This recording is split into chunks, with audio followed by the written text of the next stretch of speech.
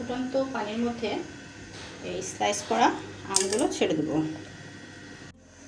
বিসমিল্লাহির রহমানির রহিম। আসসালামু আলাইকুম, welcome to Mukta's recipe. Viewers, আজ আমি আপনাদের জন্য নিয়ে এসেছি, স্ক্রিনে দেখতেই পাচ্ছেন আমটা গায়ে রং ধরে গেছে। কাঁচা পাকা আম, পুরোপুরি পাকিনি কিন্তু গায়ে রং ধরে গেছে। এই আমটা দিয়ে আমি আপনাদের আজকে একটা রেসিপি করে দেখাবো, আর তা হচ্ছে ঝটপট, ইজি অ্যান্ড কুইক একটা রেসিপি, আমের খাটা। তো চলুন ভিউয়ার্স, শুরু করা যাক। আমি ফার্স্টে আমগুলো ছিলে কিন্তু এভাবে স্লাইস করে নিয়েছি। চলুন পরবর্তী প্রসেসে যাওয়া যাক। এটা ভিউয়ার্স, চুলায় আমি একটা ফ্রাই প্যান বসিয়ে নিয়েছি এবং এখানে পর্যাপ্ত পরিমাণ, এখানে প্রায় 1.5 থেকে 2 মগ পরিমাণ পানি, খাবার পানি নিয়েছি। এটা ফুটে গেছে অলরেডি। আমি এখন এই ফুটন্ত পানির মধ্যে এই স্লাইস করা আমগুলো ছেড়ে দেবো।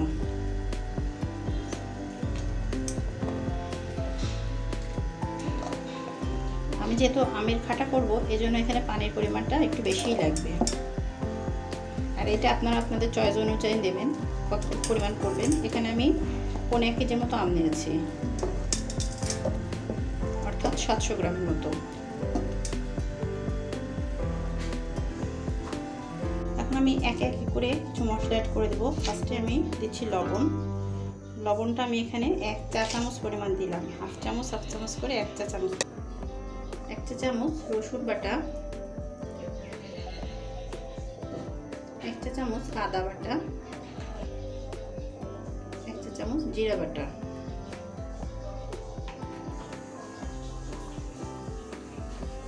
1 চা চামচ সরিষা বাটা, হাফ চা চামচ লাল মরিচের গুঁড়া, 1/4 চা চামচ হলুদের গুঁড়া, হাফ চা চামচ ধনিয়ার গুঁড়া,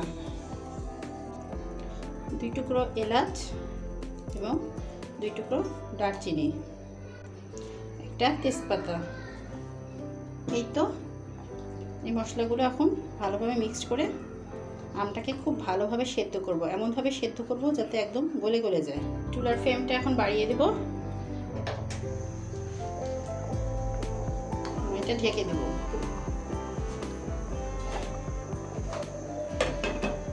পুরোপুরি সেদ্ধ হয়ে যাওয়া পর্যন্ত আমি অপেক্ষা করব। মানে আমি ফিরছি পুরোপুরি সেদ্ধ হয়ে যাওয়ার পর। এই তো ভিউয়ার্স, আমি ফিরলাম প্রায় 15 থেকে 20 মিনিট পর। এখন আমগুলো প্রায় গলে গেছে। এখন আমি একটা ম্যাশার দিয়ে আমগুলো একটু ভালোভাবে ঘেটে দেব। এরকম আস্তে আস্তে রাখবো না।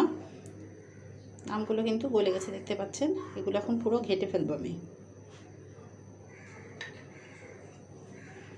এখানে আপনারা স্টিলের গ্লাস অথবা ডাল ঘুটনি দিয়েও এই কাজটা করতে পারেন।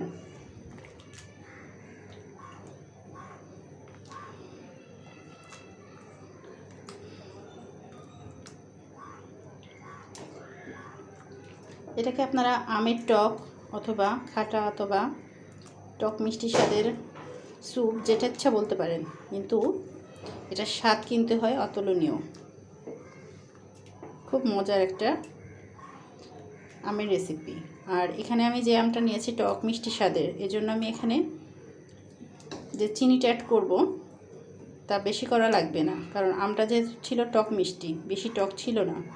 এজন্য আমার চিনির পরিমাণটা কম দিলেই চলবে। কিন্তু আপনাদের আমে যদি টকটা বেশি থাকে, সেক্ষেত্রে চিনির পরিমাণটা একটু বাড়িয়ে দেবেন। আর যাদের চিনি খেতে বেশি পছন্দ করে না, মিষ্টিটা বেশি পছন্দ না, তারা অল্প মিষ্টি দিলেই চলবে। এই যে একদম ঘন একটা স্যুপের মতো তৈরি হয়ে গেছে। এখন এখানে আমি অ্যাড করে দেব চিনি। এই তো, আমি এখানে 1 কাপ পরিমাণ চিনি অ্যাড করছি। চিনিটা আমি আবার বলছি, আপনারা আপনাদের টেস্ট অনুযায়ী দেবেন, কম বা বেশি। তাহলে এইটা কিন্তু একদম টক ভালো লাগে না। এক্ষেত্রে আপনারা টকটা যাতে কম হয়, একটু মিষ্টি স্বাদটাই বেশি হয়, ফ্লেভারটা আসে, সেটাই আপনারা চেষ্টা করবেন। এখন যেহেতু কেবল চিনি দিলাম, তাই এটা আর একটু ভালোভাবে ফুটাতে হবে।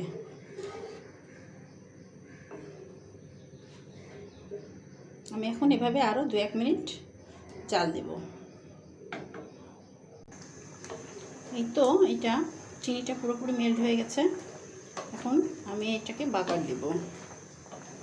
আর একটু ভালোভাবে ফুটে গেলে এটা নামিয়ে আমি এটা ভালোভাবে বাগার দেব।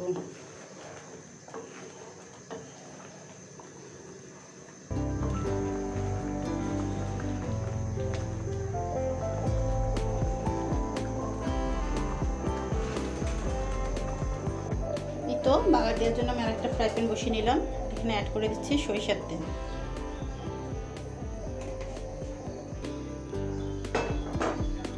এখন আমি বাগার দেওয়ার জন্য এখানে নিয়েছি রসুনের কুচি আর 2-3টা শুকনো ঝাল, এভাবে আমি কেটে নিয়েছি।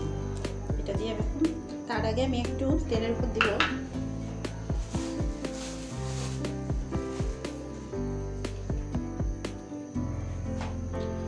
এরকম 1/2 চা চামচ পরিমাণ আস্ত পাঁচফোড়ন।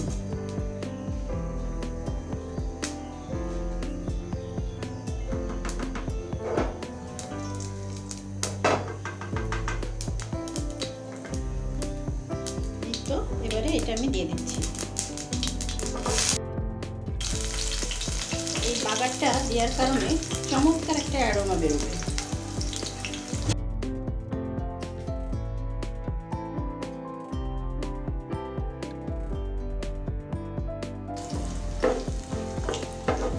এই তো এটা ভাজা কমপ্লিট। এখন আমি এই তেলের মধ্যে প্রসেস করা আমটা অ্যাড করে দেব।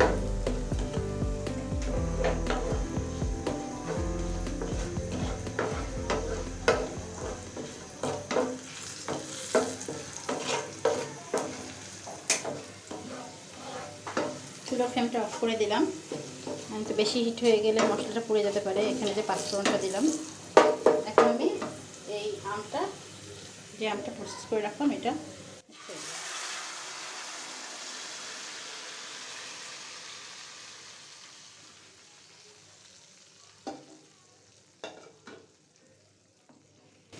ভালোভাবে মিক্সড করে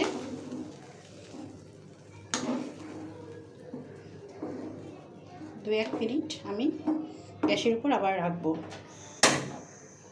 জাস্ট 1 মিনিট রাখলেই এনাফ।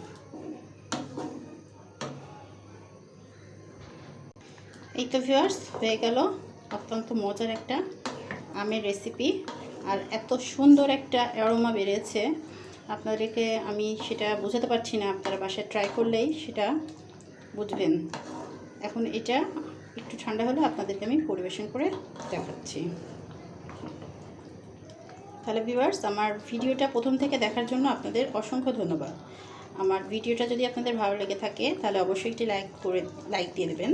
আর যারা ইতিমধ্যে সাবস্ক্রাইব করেছেন তাদেরকে অসংখ্য ধন্যবাদ। আর যারা এখনও আমার চ্যানেলটি সাবস্ক্রাইব করেননি, যদি আমার ভিডিও ভালো লাগে তাহলে অবশ্যই পাশে থাকা বেল আইকনটি অল নোটিফিকেশান অপশনটি প্রেস করে দেবেন এবং আপনাদের ফ্রেন্ডস ও ফ্যামিলির মাঝে শেয়ার করে দেবেন।